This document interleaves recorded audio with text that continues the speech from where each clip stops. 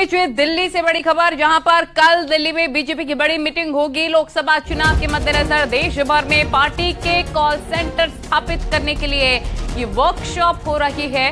गृह मंत्री अमित शाह वर्कशॉप का उद्घाटन करेंगे। सभी राज्यों के पार्टी की आईटी सेल के नेता वर्कशॉप में शामिल होंगे।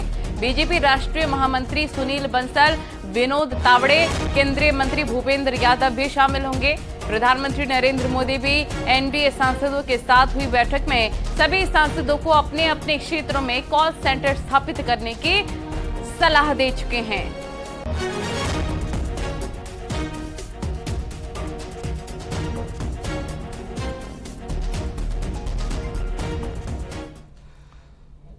मथुरा से बड़ी खबर आ रही है। दर्दनाक हादसा हुआ है। कुत्ते को बचाते हुए एक बोलेरो गाड़ी डिसबैलेंस होकर सड़क किनारे पेड़ से टकरा गई। हादसे में गाड़ी में सवार एक शख्स की मौत हो गई, जबकि 2 लोग घायल हुए हैं। हादसा थाना मगोरा इलाके में सौख रोड पर हुआ है। बोलेरो जाजनपट्टी की तरफ जा रही थी। हादसे का शिकार हुए लोग फोंडर गांव के हैं। और उसके 2 साथी थे, पंकज और गौरव, किसी सामान लेने के लिए सौंप गए थे अपनी फूफा की गाड़ी लेके, और वापसी में हमला के समीप कुत्ते को बचाने चक्कर में ये गाड़ी अनियंत्रित हो गई और पलट गई। इसमें मौके पर ही राहुल सनो विक्रम की डेथ हो गई और 2 उसके साथी वो छोटे लोग हैं। वाराणसी का काशी हिंदू विश्वनाथ और विवादों का साथ छूटने का नाम नहीं ले रहा है। ताजा मामला मास कम्युनिकेशन और पत्रकारिता विभाग से जुड़ा है, जहां विभाग की एचओडी ने खुद के साथ छेड़खानी और मारपीट का आरोप लगाते हुए विभाग के असिस्टेंट प्रोफेसर और स्टूडेंट्स पर मुकदमा दर्ज करवाया है।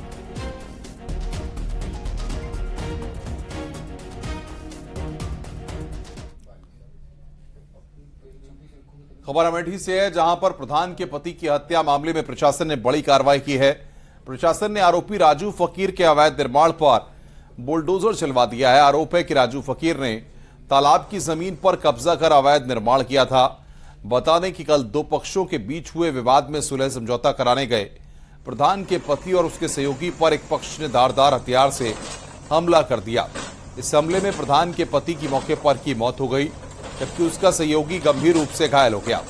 घटना की सूचना मिलने पर कई थानों की फोर्स मौके पर पहुंची और घायल को इलाज के लिए सिंहपुर सीएचसी पहुंचाया गया।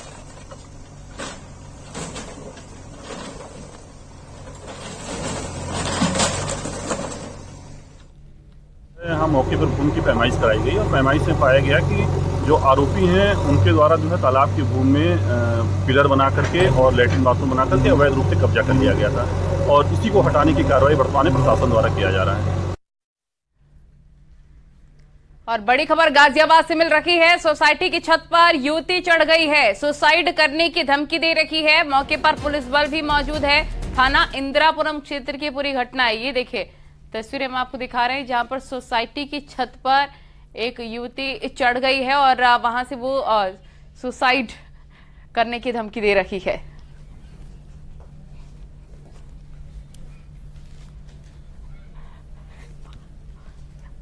ये बड़ी खबर आपको हम बता रहे हैं। तस्वीरें भी देख सकते हैं आप। लोगों का हुजूम वहां पर उमड़ पड़ा। अमित राणा हमारे सहयोगी तमाम जानकारी के साथ फोन लाइन पर जुड़ गया। अमित, क्या अपडेट है फिलहाल, क्या वजह है? जी, आपको बताना चाहूंगा, गाजियाबाद का ही पूरा मामला है थाना इंदिरापुरम क्षेत्र का, जहां बिल्डिंग की 4थी फ्लोर पर चढ़ी हुई युवती हाई वोल्टेज जामच कर रही है और उसका कहना यह है कि वो आत्महत्या कर लेगी, जिसको लेकर वहां आसपास में लोगों की भीड़ भी जमा हो गई। साथ ही शासन और प्रशासन की टीम भी वहां मौके पर पहुंच गई है, पुलिस भी वहां पहुंच गई है।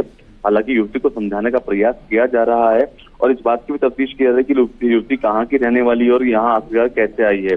हालांकि पुलिस का कहना यह है कि उसको समझाने की कोशिश की जा रही है और जल्दी उसको नीचे उतार लिया जाएगा, लेकिन जिस तरह का हाई वोल्टेज ड्रामा यहाँ चल रहा है उसको देखकर लोग भी हैरान और परेशान हैं। ठीक है, बहुत शुक्रिया आपका तमाम जानकारी साझा करने के लिए अमित।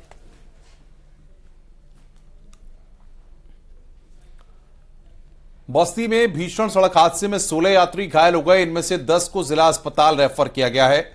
हरैया थाना के NH 28 पर ट्रक ने रोडवेज बस को टक्कर मार दी।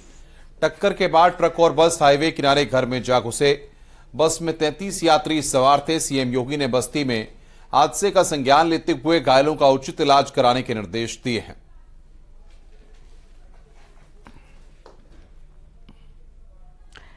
उन्नाव में घर में रसोई गैस सिलेंडर फटने से घर में भीषण आग लग गई, तो वो गनीमत रही कि घर के लोग बाल बाल बच भी गए। सभी ने घर के बाहर भागकर जान बचाई है, लेकिन इस घटना में घर के बाहर से गुजर रहे 2 लोग घायल हो गए। इस घटना में 2 मंजिला मकान में दरारें आ गईं और आग में घर का सारा सामान जलकर राख हो गया। सूचना पर पहुंची फायर ब्रिगेड ने घंटों बाद आग पर काबू पाया। बांगरमऊ नगर इलाके की ये पूरी घटना है।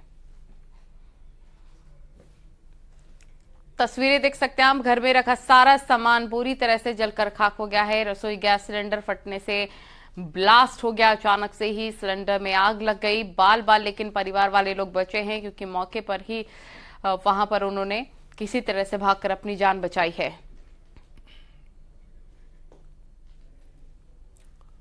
अमरोहा में चलती बाइक आग का गोला बन गई। बाइक सवार ने कूदकर अपनी जान बचाई। जलती हुई बाइक का वीडियो भी सामने आया है। लोगों ने मुश्किल से आग पर काबू पाया। घटना आदमपुर थाना के बस स्टैंड के पास की है।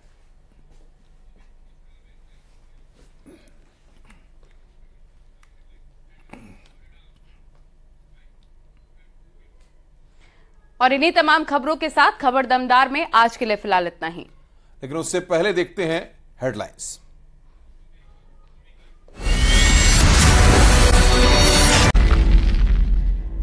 नमस्कार, शाम के 7 बज चुके हैं। आपके साथ मैं हूं नलिनी पांडे। वक्त है खबर दमदार का और मैं हूं अनुपम। सबसे पहले बात कर रहे हैं बड़ी खबर की। शाहजहांपुर से बड़ी खबर आ रही है।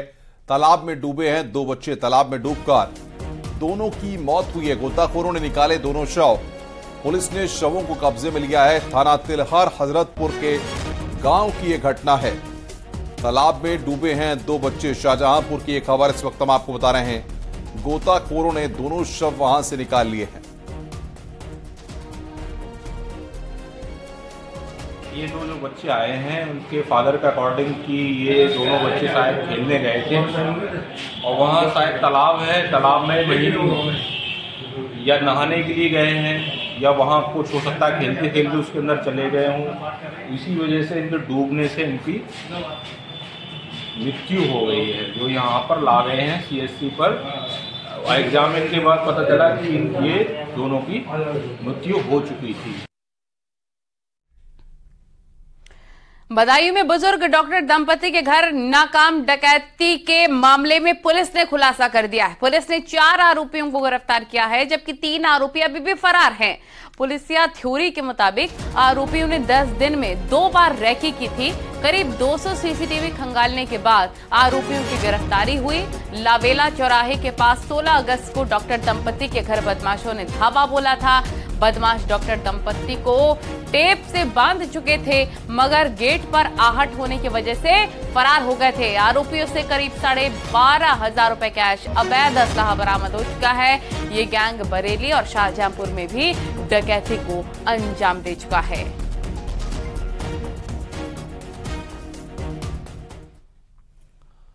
मुंबई में हो रही विपक्षी गठबंधन इंडिया की बैठक पर उत्तर प्रदेश के डिप्टी सीएम केशव प्रसाद मौर्य का कहना है कि कोई भी ठगबंधन या गठबंधन नरेंद्र मोदी को तीसरी बार प्रधानमंत्री बनने से नहीं रोक सकता। इस घमंडिया गठबंधन के 6 दलों के पीएम चेहरे सामने आ चुके हैं। बाकी बचे 22 दल कब पीएम के चेहरे सामने लाएंगे, ये देखना पड़ेगा।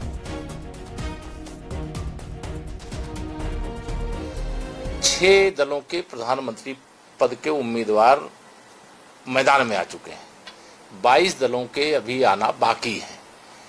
मैं यह मानता हूं कि देश की जनता यह जानती है कि माननीय नरेंद्र मोदी जी के नेतृत्व में हिंदुस्तान ने एक विकास का नया कीर्तिमान स्थापित किया है। देश की जनता का विश्वास और भरोसा माननीय नरेंद्र मोदी जी के नेतृत्व पर है, भारतीय जनता पार्टी पर है।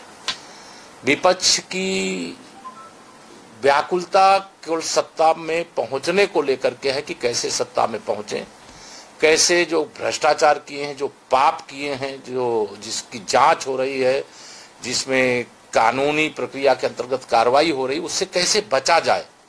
लेकिन भ्रष्टाचार मुक्त भारत, परिवारवाद मुक्त भारत, तुष्टीकरण मुक्त भारत बनाने का जो संकल्प है, उस संकल्प को मेरा पूरा विश्वास है देश की जनता सफल बनाना चाहती है। डेप्यूटी सीएम ब्रजेश पाठक ने मऊ के घोसी विधानसभा में हो रहे उपचुनाव के लिए प्रचार किया और इस दौरान डेप्यूटी सीएम ब्रजेश पाठक ने समाजवादी पार्टी पर निशाना साधते हुए कहा, समाजवादी पार्टी शुरू से बाबा साहब के निशानों को मिटाने में लगी है, जबकि बीजेपी ने दलितों को शुरू से सम्मानित किया है। मध्य प्रदेश के अंदर संत रविदास जी को 100 करोड़ रुपए से अधिक लागत का आश्रम बना करके भारतीय जनता पार्टी ने सिद्ध कर दिया है कि हम आपके साथ कंधे से कंधा मिलाकर खड़े हैं और आपके सम्मान से कभी समझौता नहीं करेंगे। इसलिए मेरे मित्रों, आपसे मैं कहने के लिए आया, सब लोग इकट्ठा होकर के आज से ही तय कर लीजिए, प्रण ले लीजिए कि एक एक वोट कमल के खाने में डाल करके बाबा साहब के जो हमारे बताए हुए रास्ते उस पर आगे बढ़ करके हमें समाजवादी पार्टी की जमानत जब्त करानी है। आगे बढ़ते हैं। मऊ की घोसी विधानसभा सीट के लिए प्रचार जोर शोर से चल रहा है। योगी सरकार के नगर विकास मंत्री ए.के. शर्मा और मंत्री सूर्य प्रताप शाही गांव-गांव घूमकर प्रचार कर रहे हैं। रक्षाबंधन के मौके पर दोनों मंत्रियों ने दलित बस्ती में पहुंचकर राखी बंधवाई। इस दौरान उन्होंने बीजेपी उम्मीदवार दारा सिंह चौहान के पक्ष में वोट मांगे।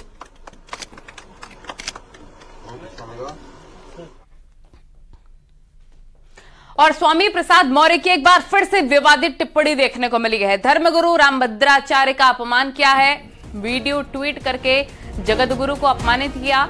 बाबा के अल्प ज्ञान पर तरस आता है, ये स्वामी प्रसाद मौर्य की तरफ से कहा गया। रामभद्राचार्य ने आरक्षण पर सवाल उठाए थे, आर्थिक आधार पर आरक्षण की बात कही थी। स्वामी प्रसाद मौर्य ने आरक्षित वर्ग की मेरिट को सामान्य वर्ग की मेरिट से ज्यादा बताया। तो आखिर चित्रकूट वाले बाबा के मुंह से सच आ ही गया। क्या कह रहे हैं जरा ध्यान से सुनिए। किंतु बाबा के अल्प ज्ञान पर तरस आता है। शायद उनको ये नहीं पता आरक्षित वर्ग के नौजवानों की मेरिट सामान्य वर्ग के मेरिट से ऊंची जा रही है। ये स्वामी प्रसाद मौर्य की तरफ से ट्वीट करके कहा गया है।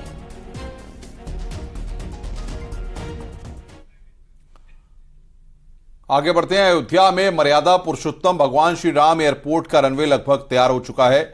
टर्मिनल का काम भी 70% पूरा हो चुका है और दिसंबर तक टर्मिनल का काम भी पूरा हो जाएगा। यहां पर एयरपोर्ट बनाने का काम तेजी से चल रहा है ताकि रामलला के प्राण प्रतिष्ठा के पूर्व जनवरी से ही अयोध्या से घरेलू उड़ान शुरू हो सके।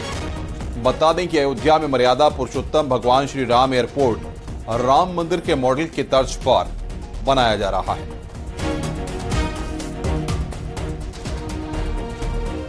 तो हम अंतर्राष्ट्रीय स्तर का बनाने की कोशिश कर रहे हैं। देश के विभिन्न स्थानों से यात्री अयोध्या के लिए उड़ान भर सकेंगे और अपने आराध्य प्रभु श्री राम के दर्शन के लिए यहाँ आ सकेंगे। शुरुआत में हमारा रनवे जो है वो 2100 किलोमीटर का है। ये 2.1 किलोमीटर टोटल है और उसके अंदर लगभग एयरबस जो है वो इस पर संचालित हो सकती है। और आपकी जानकारी के लिए मैं बता दूं कि जो हमारे संचार उपकरण हैं उनका कैलिब्रेशन भी हमने सफलतापूर्वक कर लिया है और उम्मीद है कि हम इस हवाई अड्डे को जल्द ही जनता को समर्पित कर पाएंगे। अयोध्या से आरती के बाद जगन्नाथपुरी से आई राखी भगवान रामलला को भेंट की गई। बता दें कि रक्षाबंधन पर भगवान जगन्नाथ की तरफ से रामलला को राखी भेंट की गई थी। जगन्नाथपुरी के मुख्य पुजारी ने रामलला के प्रधान पुजारी से मुलाकात करके राखी भेंट की। आपको बता दें कि रक्षाबंधन के मौके पर भगवान रामलला के लिए देश भर से राखियां आती हैं। लड़की और महिलाएं रामलला को अपना भाई मानते हुए उन्हें राखी भेजती हैं।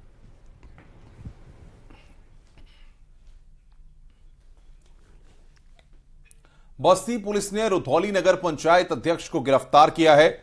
समाजवादी पार्टी से नगर पंचायत अध्यक्ष धीरसेन निषाद पर एक लड़की ने दुष्कर्म का आरोप लगाया है। पीड़िता का आरोप है कि 2021 में नौकरी का झांसा देकर धीरसेन निषाद ने शारीरिक शोषण किया, प्रेग्नेंट होने पर गर्भपात की दवा खिलाई।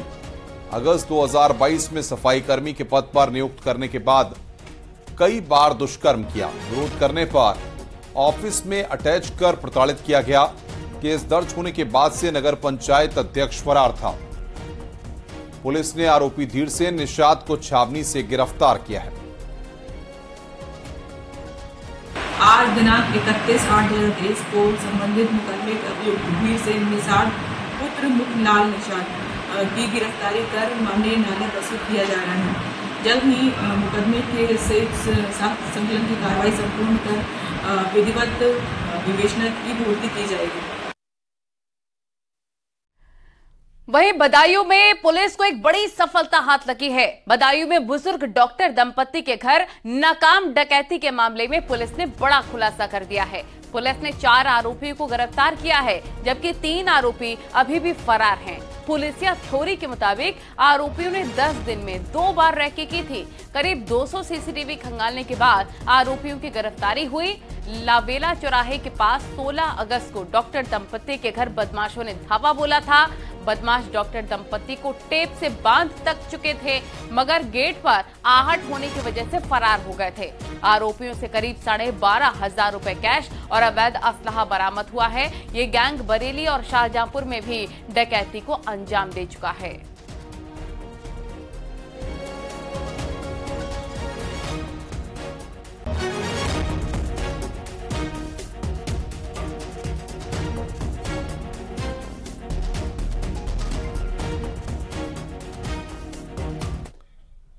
हापुड़ पुलिस ने गाड़ी चोरी करने वाले गिरोह को गिरफ्तार किया है। पुलिस ने 3 आरोपियों को गिरफ्तार किया है।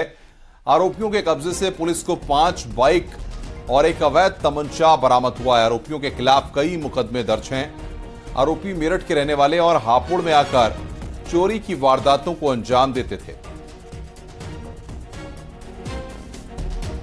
पिछले काफी समय से हापुड़ नगर की एसओजी टीम इसके पीछे लगी हुई थी। ये लोग लगातार शहर में स्कूटी और मोटरसाइकिलें चोरी कर रहे थे। इनके कब्जे से 5 मोटरसाइकिलों के चेसिस, 5 मोटरसाइकिलें, 1 ई रिक्शा तथा 1 चोरी की गई स्कूटी की नंबर प्लेट बरामद की गई है। महोबा में ऐतिहासिक कजली मेले का बीजेपी सांसद ने फीता काटकर शुभारंभ किया। कजली मेला आल्हाउदल के शौर्य, स्वाभिमान और मातृभूमि प्रेम का अनूठा उदाहरण है। ये मेला लोगों को त्याग और बलिदान की याद दिलाता है। पुलिस प्रशासन ने सुरक्षा के पुख्ता इंतजाम किए हैं। खास बात यह है कि सदियों बाद भी राजा कुमारी चंदावल के डोले को लूटने की आशंका के चलते एक महिला सब इंस्पेक्टर समेत 12 महिला पुलिसकर्मियों को तैनात किया गया है। कजली मेले में वीर योद्धा आल्हा उदल की भव्य और आकर्षक झांकियों को देखने के लिए लाखों की भीड़ सड़कों पर उमड़ पड़ी। वर्ष प्रतिवर्ष इसका रूप बढ़ता चला जा रहा है। आगे आने वाले समय में जो हम सब लोगों की, आप लोगों की जो सबकी इच्छा है कि इस मेले को राजकीय स्तर का दर्जा प्राप्त हो और ये राजकीय मेला घोषित हो, तो उसका स्तर तो राजकीय मेले का हो गया है, लेकिन स्तर की जो राजकीय मेला घोषित होने में हम सभी लोग मिलकर के इसके लिए प्रयास करेंगे और आगे आने वाले समय में निश्चित रूप से ऐसा भी समय आएगा कि ये ऐतिहासिक कजली मेला एक राजकीय स्तर का मेला घोषित होगा। यहाँ पर 2 प्लाटून कंपनी पीएसी लगाई गई है, 1 फ्लड प्लाटून बुलाई गई है, क्योंकि यहाँ पर कीरत सागर एक गहरा सागर है, उसकी सुरक्षा के नाते। साथ ही बहुत सारा फोर्स डिफरेंट लेयर्स पे लगाया गया है। 1 थाना व 3 चौकियों का स्थापन किया गया है। 2 फायर टेंडर भी यहाँ लगाए गए हैं और 10 पार्किंग और 10 ही बैरियर्स लगाए गए हैं। इस तरह से बहुत सारा इसमें सुरक्षा का इंतजाम किया गया है। बरेली में जान जोखिम में डालकर युवा बना रहे रील। ट्रैफिक नियमों को ताक पर रखकर रील बनाने का चलन। कई बाइक और कार का ट्रैफिक नियमों के उल्लंघन करने का वीडियो वायरल हुआ है। अलग अलग थाना क्षेत्र का बताया जा रहा है वीडियो।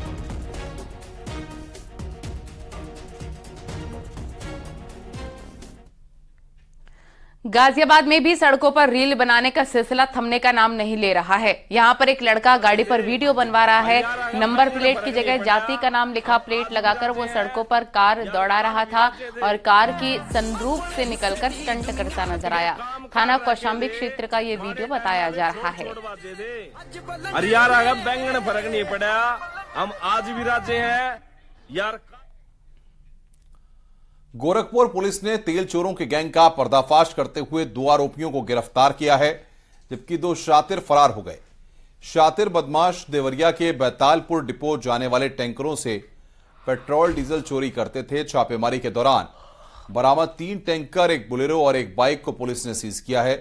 साथ ही 140 लीटर डीजल, 60 लीटर पेट्रोल और चोरी में इस्तेमाल उपकरण बरामद किए गए हैं। बता दें कि चौरी चौरा थाना क्षेत्र के सतावा ढाले के पास शातिर बदमाश टैंकर से डीजल और पेट्रोल चोरी करते थे। इसमें ये लोग टैंकर से तेल निकाल करके और फिर उसको बेचते थे, लेकिन इन लोगों ने इसका एक वाया मीडिया निकालते हुए और ऊपर जो मैनहोल रहता है राड से उसको उठा के और उसमें पाइप डाल के और उससे तेल निकाल के उसकी चोरी करते थे, उसको बेचते थे। तो ये जब सूचना मुखबिर के द्वारा प्राप्त हुई तो थाना चौरी चौरा की टीम द्वारा ये सफलता प्राप्त की गई है।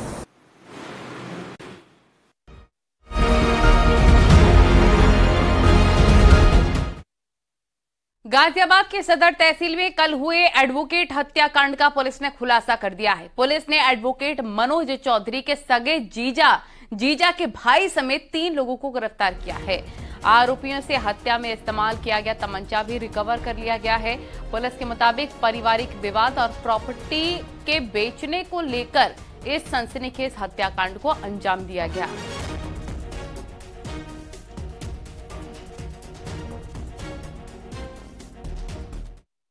पूरे मामले के लिए बात करने के लिए हमारे साथ हैं दिनेश पी जी। सर, जानना चाहूंगा क्या पूरा मामला था और घटनाक्रम में क्या कुछ निकल कर आया है अब तक?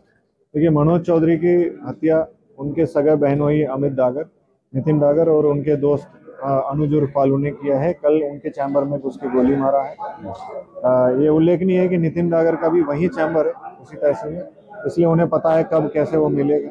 तो इन्होंने पहले से प्लानिंग बनाया और ठीक रक्षाबंधन से पहले इन्होंने ये काम किया। रक्षाबंधन से ठीक पहले 4 बहनों में अकेला भाई था और उसकी हत्या कर दी गई। वजह क्या निकल कर आई है शुरुआती जांच में निकल कर? देखिए, मनोज चौधरी की बहन सरिता चौधरी से अमित डागर की शादी हुई। इनकी मैरिटल डिस्प्यूट पहले से चले आ रहा है और इनके द्वारा शायद 2018 में डोमेस्टिक वायलेंस और दहेज उत्पीड़न का मुकदमा भी दर्ज कराया गया है, जो कि चार्जशीटेड है। नोएडा में इलाज के दौरान बच्चियों की आपत्तिजनक फोटो खींचने वाले डॉक्टर को पुलिस ने गिरफ्तार किया है। मनोचिकित्सक डॉक्टर जीबी सिंह को पुलिस ने गिरफ्तार कर लिया और हवालात भेज दिया है। पुलिस ने सेक्सुअल अब्यूज पॉक्सो एक्ट की धारा में केस दर्ज किया है। नोएडा में सेक्टर 30 में मनोचिकित्सक डॉक्टर जीबी सिंह का क्लिनिक है। आरोपी डॉक्टर के डेस्कटॉप, लैपटॉप और मोबाइल फोन को फॉरेंसिक जांच के लिए भेजा गया है। मानसिक समस्याओं से जूझ रहे बच्चों से लेकर बुजुर्ग उसके पास परामर्श लेने के लिए आते थे।